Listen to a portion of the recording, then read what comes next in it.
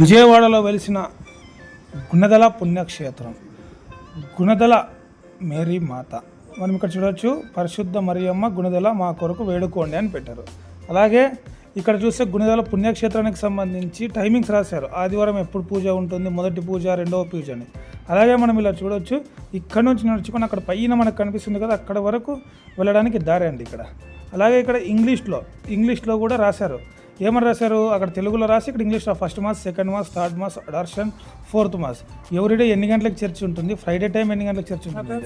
ఈరోజు మనం తిరుమలలో ఉన్నటువంటి మేరీ మాత చర్చిలో కూర్చొని సరే మేరీ మాత చర్చిలో ఎలా వెళ్ళాలి, అసలు ఇక్కడ ఉన్నటువంటి విశేషాలు ఏంటో మనం ఒకసారి.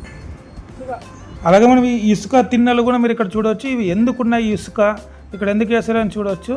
దాదాపు ఈ ఇసుకని ఎందుకు వేశారు అంటే, ఈ ఇసుకకు సంబంధించి ఇక్కడ నుంచి అక్కడ పైన కనిపిస్తుంది కదా, అక్కడ వరకు మోకాళ్ళ మీద వెళ్తారండి. అక్కడ పైన కనిపిస్తున్నారు, మోకాళ్ళ మీద వెళ్తారు. ఈ మోకాళ్ళ మీద వెళ్ళి భక్తులు తమ కోరికల్ని దేవునికి మొరపెట్టుకుంటారు. దేవునికి మోకాళ్ళ మీద నడుస్తూ కొంతమందికి జరిగిన అద్భుతాలు ఏమున్నాయో ఈ మోకాళ్ళ మీద నడిచినట్టు చూపిస్తారు. అలాగే అక్కడ పైన మనకు కనిపిస్తుంది కదా, ఆ పైన వరకు ఇలాగే వెళ్తూనే ఉంటారు. ఇలాంటిది మళ్ళీ ఇంకోటి ఉంది. అది ఎక్కడ ఉందంటే వెలంగాని పుణ్యక్షేత్రంలో ఉంది. తమిళనాడులో ఉన్న వెలంగాని పుణ్యక్షేత్రం ఉంది. ఇప్పుడు మనం ఒకసారి ఇక్కడ కూడా వెళ్ళి చూద్దాం. ఇలాంటి స్టాచ్యూస్, దేవునికి సంబంధించినవి, ఆయన చేసిన అద్భుతాలకు సంబంధించిన స్టాచ్యూస్ అన్నీ ఇక్కడ పొందుపరిచి ఉన్నారు.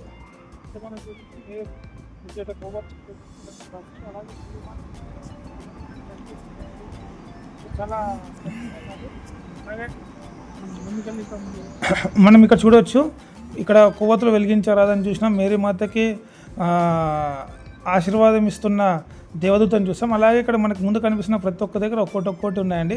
అద్భుతాలు, ఆ కాలంలో జరిగినటువంటి అద్భుతాలు, మేరీ మాతకి అయితేనేమి, జీసస్కి వేసిన శిక్షలు అయితేమి అక్కడ కనిపిస్తున్నాయి మనకి. అలాగే ఇక్కడ గురించి చూడవచ్చు, గుణదల పుణ్యక్షేత్రం, స్వాగతం సుస్వాగతం అన్నారు. మనం అక్కడ నుంచి నడుచుకొని వచ్చాము కదా ఇందాక, మళ్ళీ ఒకసారి వెనకలు తిరిగే ప్రయత్నం చేద్దాం. ఇక్కడ మనకు కనిపిస్తున్నది పుణ్యక్షేత్రం యొక్క ప్రధాన దేవాలయం అండి, ప్రధాన చర్చ్. గుణదల మాత ష్ట్రైన్, గుణదల మాత పుణ్యక్షేత్రము అని మనకి స్పష్టంగా రాశారు, బ్యారిగేట్లు పెట్టారు ఇక్కడ. ఈ ష్ట్రైన్కి సంబంధించి చాలా అద్భుతాలు జరిగాయండి. ఇది మనం చూడొచ్చు. ఇప్పుడు ఇందాక చెప్పినట్లు మనం అక్కడ ఎంట్రన్స్ గేట్ ఉంది కదా, అక్కడ నుంచి ఇక్కడ వరకు నడుచుకుంటూ వచ్చాం.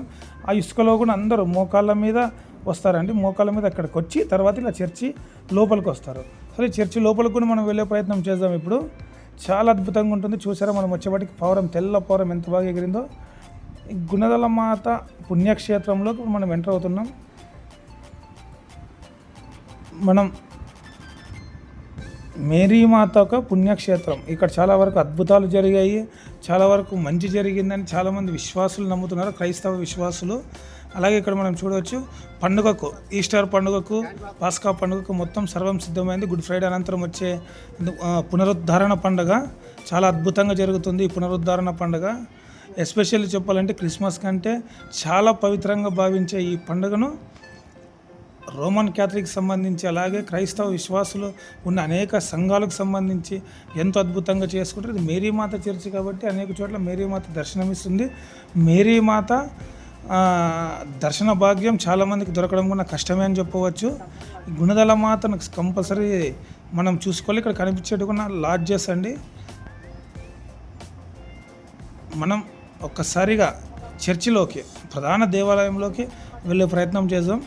ప్రధాన దేవాలయంలో కూడా ఎలాగుంటుందనేది కూడా మీకు చూపించడం జరుగుతుంది. ఈ ప్రధాన దేవాలయం సంబంధించి ఆశీర్వాదం తీసుకోండి.